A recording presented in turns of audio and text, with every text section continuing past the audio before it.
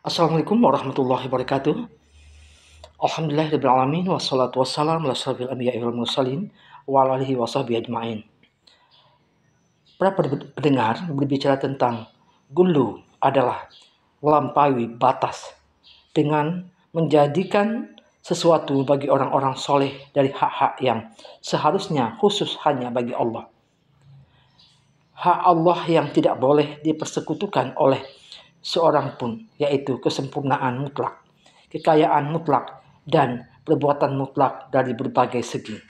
Bahwa tidak ada yang berhak diibadahi dan disembah melainkan Allah semata.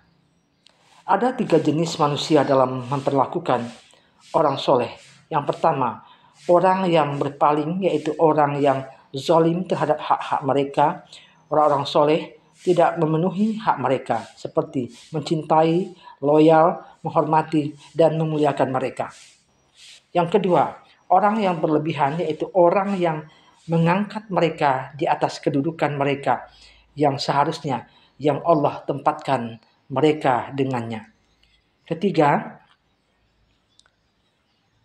orang yang mencintai mereka, loyal, serta memenuhi hak-hak mereka dengan benar, tetapi berlepas diri dari bersikap gulu dan tidak menganggap mereka terlepas dari dosa. Di sini Allah berfirman dalam surah An-Nisa ayat 171.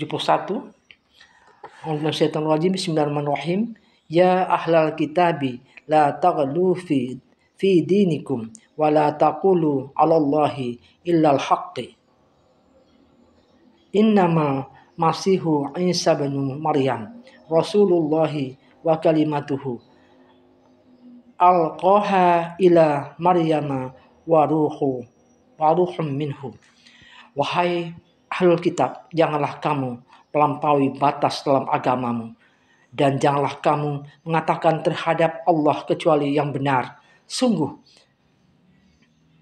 Al-Masih putra Maryam itu adalah utusan Allah dan yang diciptakan dengan kalimatnya yang disampaikannya kepada Maryam dan dengan tipuan roh darinya. Para pendengar yang beriman, gulu adalah berlebihan dalam pengagungan, baik itu dalam bentuk ucapan maupun keyakinan. Maka itu, makna dari ayat di atas adalah sebagai berikut. Janganlah kita mengangkat makhluk di atas kedudukan yang telah Allah tetapkan baginya. Janganlah kita mengangkatnya sampai kedudukan yang hanya pantas bagi Allah. Dalam ayat ini walaupun ditunjukkan kepada ahlul kitab, akan tetapi ayat ini umum mencakup seluruh umat manusia termasuk umat Islam. Sebagai peringatan bagi kita, jangan sampai kita meniru perbuatan orang-orang Nasrani terhadap Isa serta perbuatan orang-orang Yahudi terhadap Uzair. Para pendengar yang beriman, kemudian Allah berfirman dalam surah At-Taubah ayat 30. Bismillahirrahmanirrahim. Wa qalatil yahudu Uzair ibnullahi wa qalatin nasara al-masih ibnullah. Zalika qauluhum bi afwahihim yudahiuna qaulal ladzina kafaru min qablu qatalahumullah anna yu'fakun. Dan orang-orang Yahudi berkata, Uzair putra Allah, dan orang-orang Nasrani berkata, Al-Masih putra Allah. Itulah ucapan yang keluar dari mulut mereka. Mereka meniru ucapan orang-orang kafir yang terdahulu. Allah melaknat mereka. Bagaimana mereka sampai berpaling.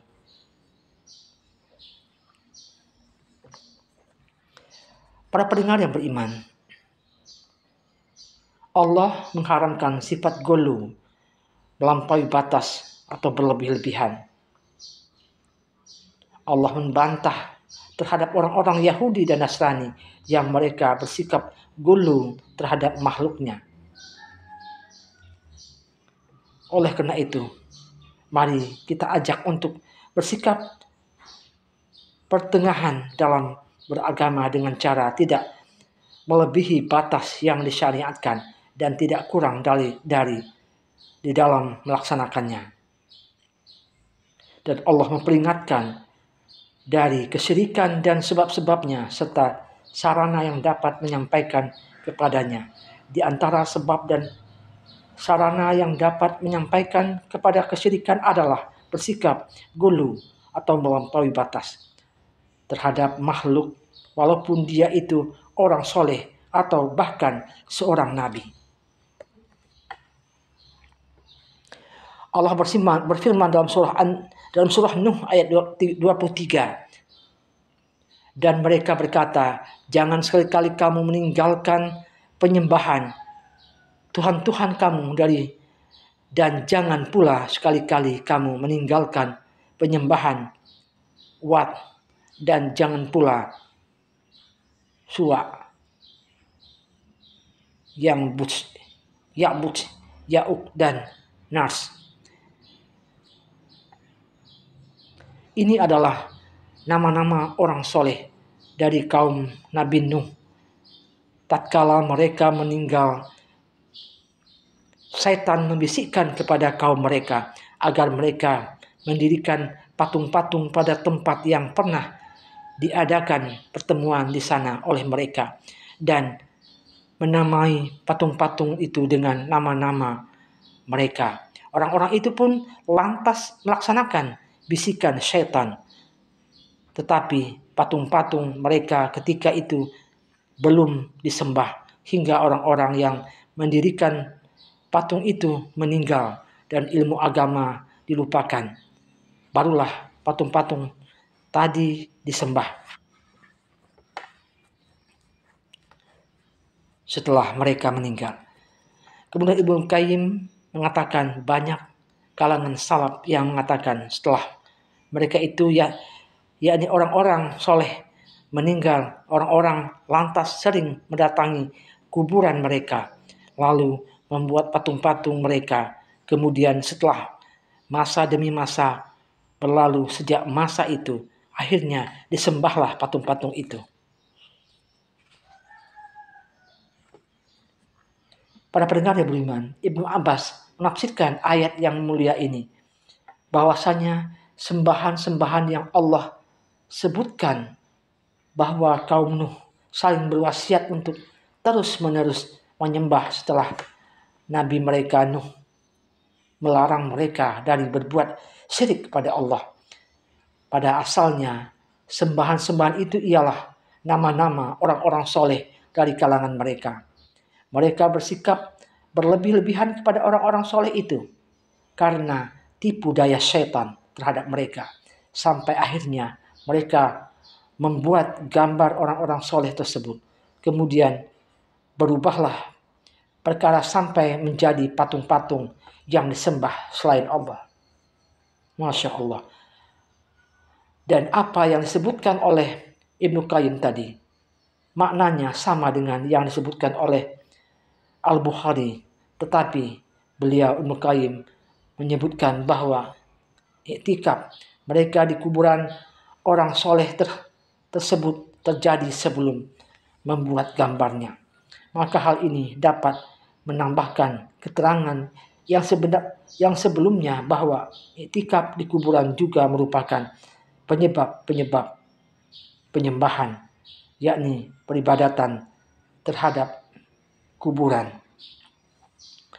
Para pendengar, sikap gulu berlebih-lebihan terhadap orang-orang soleh merupakan sebab yang bisa mengantarkan kepada penyembahan terhadap mereka. Seseorang yang melakukan syirik besar, beribadah kepada selain Allah, berarti dia telah meninggalkan agamanya. Ia telah murtad karena agama Islam dibangun di atas tauhid, beribadah hanya kepada Allah semata. Dan kita harus ingat terhadap pengaruh-pengaruh gambar serta patung-patung, terutama gambar-gambar dan patung-patung orang yang diagungkan. Itulah tipu daya setan yang ia menghiasi keburukan dengan kebaikan dan menyesatkan manusia secara bertahap. Dan kita harus berhati-hati bahwa bahaya bid'ah walaupun niatnya baik. Seperti halnya beritikaf di kuburan merupakan wasilah yang dapat mengantarkan kepada perbuatan syirik, maka wajib berhati-hati darinya.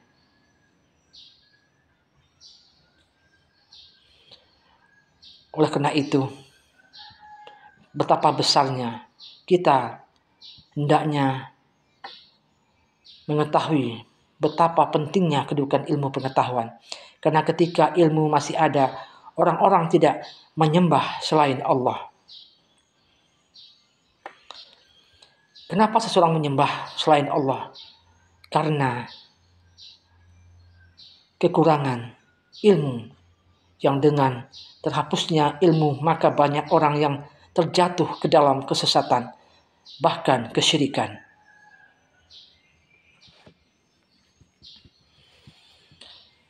Dan yang harus kita sadari bahwa sebab hilangnya ilmu adalah dengan diwafatkannya para ulama. Oleh karena itu, perbanyakkanlah ilmu agama bagi kita, agar kita tidak terjatuh dalam kesyirikan atau sikap gulu berlebih-lebihan terhadap orang-orang yang soleh, yang bisa menghantarkan kita kepada penyembahan terhadap mereka. Para pendengar yang budiman, demikianlah berbagi ilmu pada hari ini. Semoga Allah memberikan ilmu yang berlimpah pada kita, sehingga kita mendapatkan pencerahan darinya, dan hingga kita tidak termasuk orang-orang yang melakukan syirik besar maupun syirik kecil atau berlebih-lebihan terhadap orang soleh. Demikianlah, semoga bermanfaat bagi kita semua. Billahi taufiq wal hidayah. Assalamualaikum warahmatullahi wabarakatuh.